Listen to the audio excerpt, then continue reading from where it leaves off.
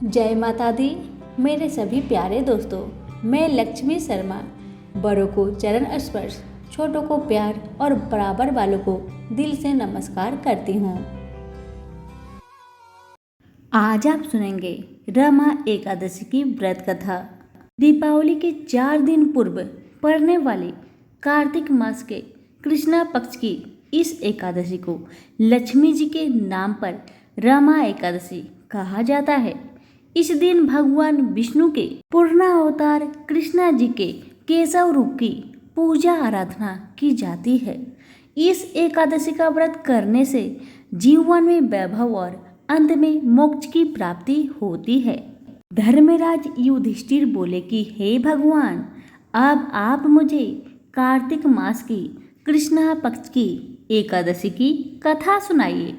इस एकादशी का क्या नाम है तथा इससे कौन सा फल मिलता है, सो सब विस्तार पूर्वक मुझसे कहिए। श्री कृष्ण भगवान बोले कि हे राजन, कार्तिक मास की कृष्णा पक्ष की एकादशी का नाम रमा है। इसके व्रत से समस्त पाप नष्ट हो जाते हैं। इसकी कथा इस प्रकार से है। प्राचीन काल में मुचुकुंद नाम का एक राजा राज्य करता था। उसके इंद्र, वरुण, कुबेर, विभीषण आदि मित्र थे। वह सत्यवादी तथा विष्णु भक्त था। उसका राज्य बिल्कुल निष्ठक था। उसके एक उत्तम चंद्रभागा नाम की लड़की उत्पन्न हुई। उसने उस लड़की का विवाह राजा चंद्रसेन के पुत्र शोभन के साथ किया। एक समय जबकि वह अपने ससुराल में थी, एकादशी पड़ी। चंद्रभागा सोचने लगी कि अब एकादशी समीप आ ही गई है, परंतु मेरा पति अत्यंत कमजोर है, इसलिए यह व्रत नहीं कर सकता। परंतु मेरे पिता की कठिन आज्ञा है। जब 10वीं आई तब राज्य में ढिंढोरा पिटा गया। उसको सुनकर शोभन अपनी पत्नी के पास गया और बोला कि हे प्रिय, तुम मुझे कुछ उपाय बतलाओ। यदि मैं व्रत करूँगा तो अवश्य ही मर जाऊँगा। इस पर चंद्रभागा बोली, हे प्राणनाथ, मेरे पिताजी के राज्य में एकादशी के दिन कोई भी भोजन नहीं कर सकता। यहाँ तक कि हाथी, घोड़ा, ऊंट, पशु आदि भी तृण, अन्न, जल आदि ग्रहण नहीं करते। फिर यहाँ मनुष्य कैसे भोजन कर सकते हैं?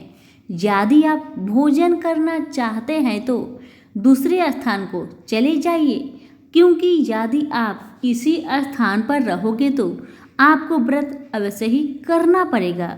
उस पर शोभन बोला कि हे प्रिय, तुम्हारा कहना बिल्कुल सत्य है। मैं व्रत अवश्य ही करूँगा। भाग्य में जो लिखा है वही होगा। ऐसा विचार करके उसने एकादशी का व्रत किया और वह भूख और प्यास से अत्यंत पीड़ित होने लगा। सूर्य भगवान भी अस्त हो गए और जागरण के लिए रात्रि हुई। वह रात्रि शोभन को सुख देने वाली थी। दूसरे दिन प्रातः से प्रथम ही शोभन चल बसा।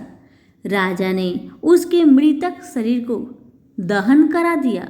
चंद्रभागा अपने पति की आज्ञा अनुसार दहन न हुई, परंतु पिता के घर में रहना उत्तम समझा। रमा एकादशी के प्रभाव से शोभन को मंद्राचल पर्वत पर धन्य धान्य से युक्त तथा शत्रु रहित एक उत्तम नगर प्राप्त हुआ।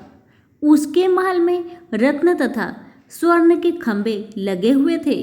वहां पर वह स्वर्ण तथा मणियों के सिंहासन पर सुंदर वस्त्र तथा आभूषण से युक्त बैठा हुआ था। आभूषणों से युक्त गंधर्व तथा अप्सरा इसकी स्तुति कर रहे थे। उस समय राजा शोभन दूसरा इंद्र प्रतीत हो रहा था।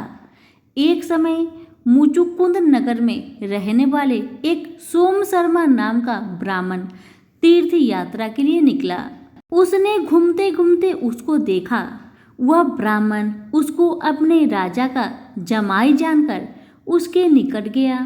राजा शोभन ब्राह्मण को देखकर आसन से उठ खड़ा हुआ और अपने ससुर तथा स्त्री चंद्रभागा की कुशलता को पूछने लगा।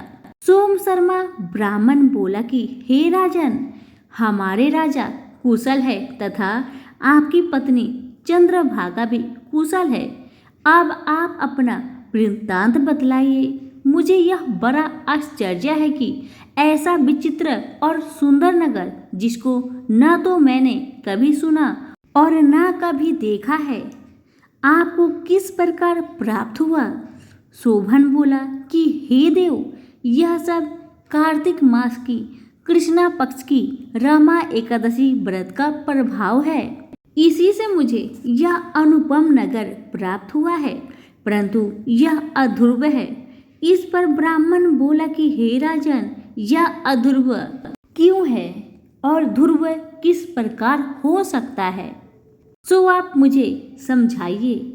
मैं आपके कहे अनुसार ही करूँगा।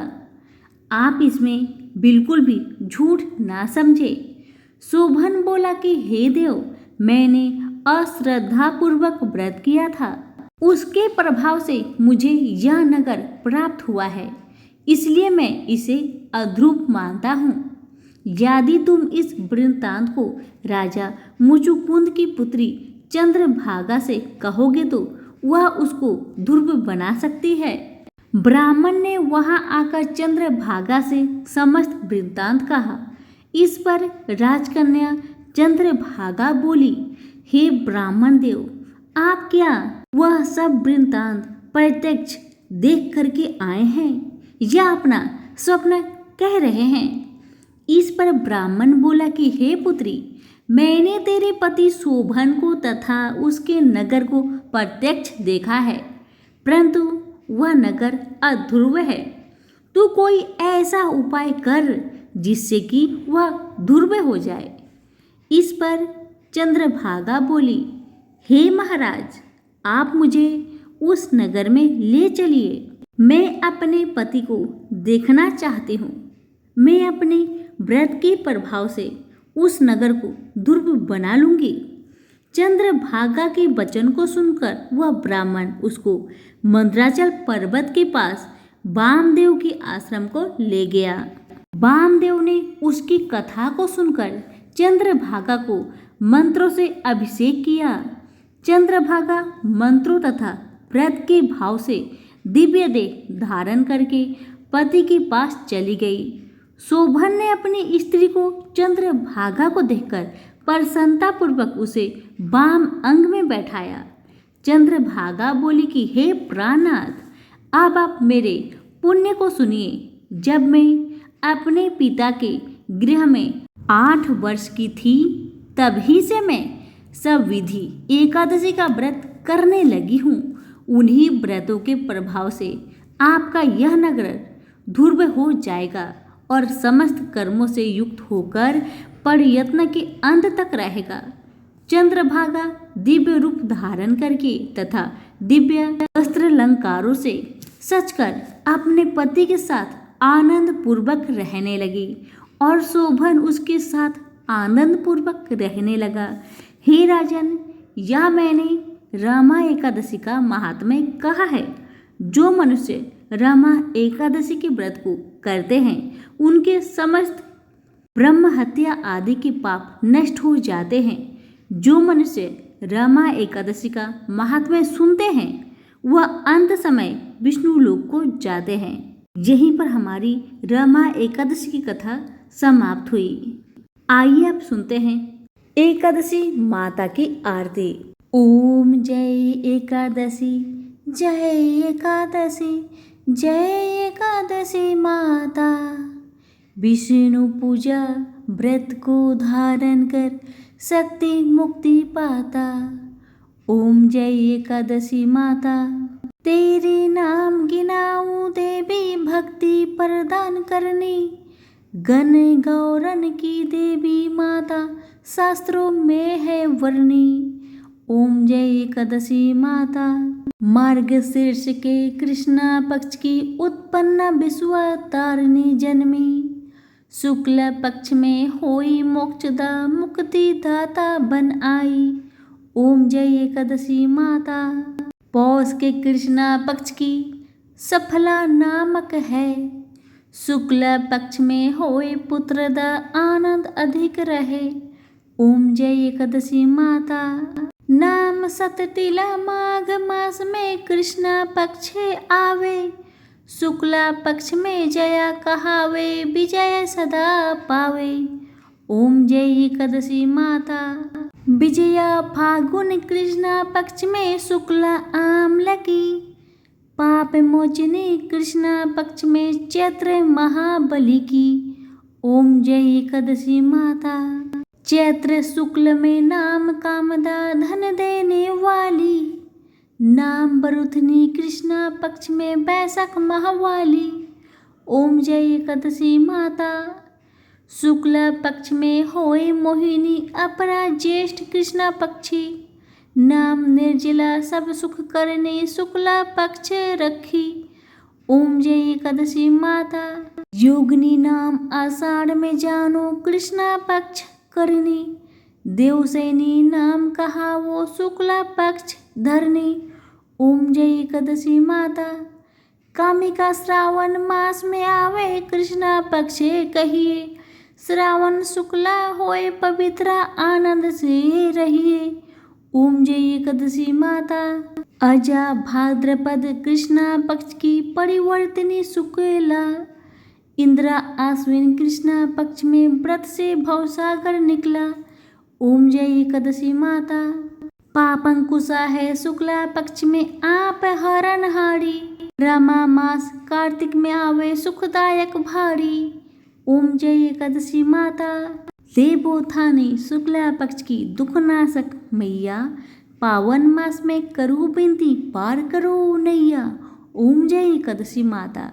परमा कृष्णा पक्ष में होती जन मंगल करनी। शुक्ला मास में होई पद्मिनी दुख दरिद्र हरनी। ओम जय एकादशी माता। जो कोई आरती एकादशी की भक्ति सहित गावे। जन गुरुदीता स्वर्ग का वासा निश्चय वह पावे। ओम जय एकादशी माता।